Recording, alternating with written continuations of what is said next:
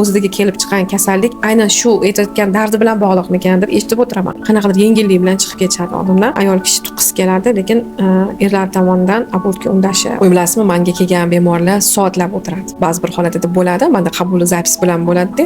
Ba'zi bir o'sha ayollar, bilasizmi, men o'ylaymanki, shu menga faqatgina o'sha kasallik emas, o'zini dardini aytishga ham kelishadimi deb o'ylayman. Men ham shifokor etikasi degan narsa bor.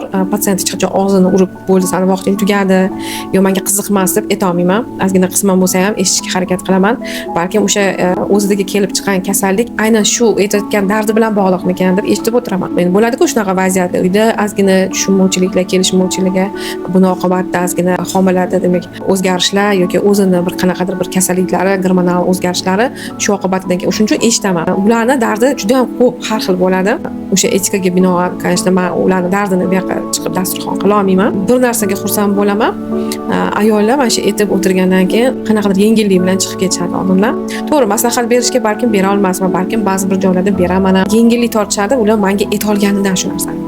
Ichida qolib ketmaganidan, kimdir ularni eshitishib bila olganidan, ya'ni kimgadir aytolganidan ular ozgina bo'lsa ham yengillik tortishi, esda qoladigan narsalar bular ayollarni, demak, erlari tomonidan majburlangan abortlar narsaga yomon qarayman. Ya'ni ayol kishi tuqqisi keladi, lekin erlar tomonidan abortga undashi esda qoladi menda. Ba'zi bir holatlarda ayolni mablag' tarafidan imkoniyati bo'lmaganda, erlar tarafdan, moliyaviy tarafdan podдержка bo'lmaydi, pul bermaydi, o'zini qaratishga, shu narsani tushunmayman.